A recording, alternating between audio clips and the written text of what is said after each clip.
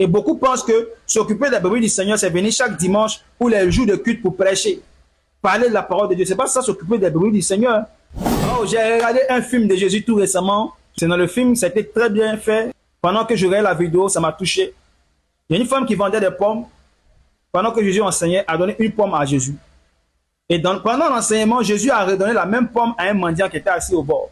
Pour dire que ce n'est pas tout ce que les hommes vous donnent comme offrande, pasteur, qui doivent entrer dans vos caisses personnelles.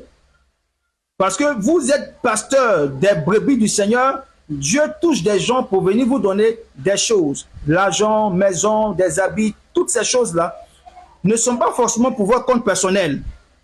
Mais c'est pour que vos brebis soient entretenues, que Dieu passe par des gens pour venir vous les donner.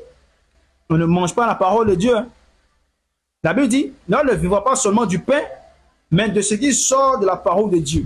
Donc, ça veut dire que le pain, c'est nécessaire pour le suivi de l'homme.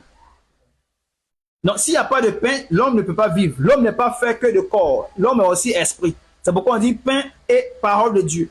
Donc, tu as besoin de la parole aussi, en plus du pain. Donc, ton corps a besoin du pain pour vivre. Et ton esprit a besoin de la parole de Dieu pour vivre. Et les pasteurs d'aujourd'hui s'arrêtent à la parole de Dieu. Mais le pain. Ah, donc les brebis doivent aller chercher du pain pour venir vous donner. Mais et vous allez leur donner la parole. Mais en ce qui concerne vous, vos différents besoins, le peuple de Dieu établit des cotisations pour vos comptes personnels, pour que vous puissiez louer vos maisons. Parce que ce n'est pas tous les pasteurs qui ont l'argent. Mais les pasteurs, c'est compliqué sur eux. C'est difficile. Donc le peuple de Dieu rassemble de l'argent pour leur donner. Mais quand ces pasteurs-là commencent à s'en sortir, ils prient toujours pour le peuple. Alors qu'à vous, votre tour, quand vous avez eu besoin d'argent, on n'a pas prié pour vous. On a établi des cotisations pour qu'on puisse prendre soin de vos différents besoins personnels. Mais autour du peuple, vous priez. Et c'est ce que le Seigneur a dit qu'il condamnait. Et parce que les brebis du Seigneur ne sont pas entretenues. Le pasteur ne veille pas sur la nourriture de chaque jour des brebis. Alors les brebis se sont dispersées. Non, lui là, il venait à l'église à cause de l'argent. Mon frère, tu es sûr que tu peux vivre un mois sans manger. Avant de venir à l'église, il quitte quelque part. Où il quitte là? Où il dort là? Il paye là-bas par mois. Tu es sûr qu'il peut venir à l'église ici, il dort dehors? Mes frères, soyons réalistes. Les gens ne vivent pas au ciel pour venir à l'église. Ils ne quittent pas au ciel pour venir à l'église chaque matin. Ils quittent des lieux, des maisons qu'ils louent. Leur vie de chaque jour, comme ils vivent, ce n'est pas vos problèmes. Comment ils vont donner dans la caisse, c'est ce qui vous intéresse.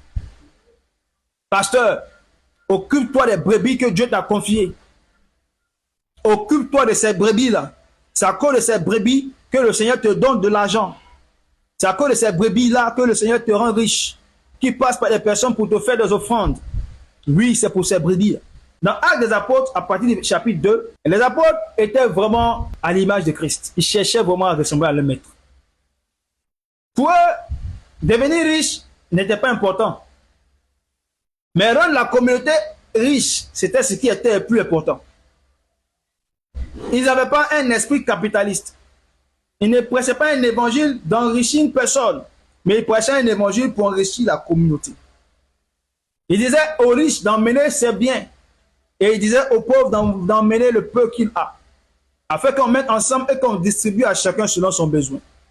Et pour la première fois dans l'humanité, la Bible dit que les apôtres, par ce système économique, ont éradiqué la pauvreté de la communauté. Il n'y avait pas de pauvres parmi eux. Si ça existait hier, cela veut dire que ça peut exister aujourd'hui.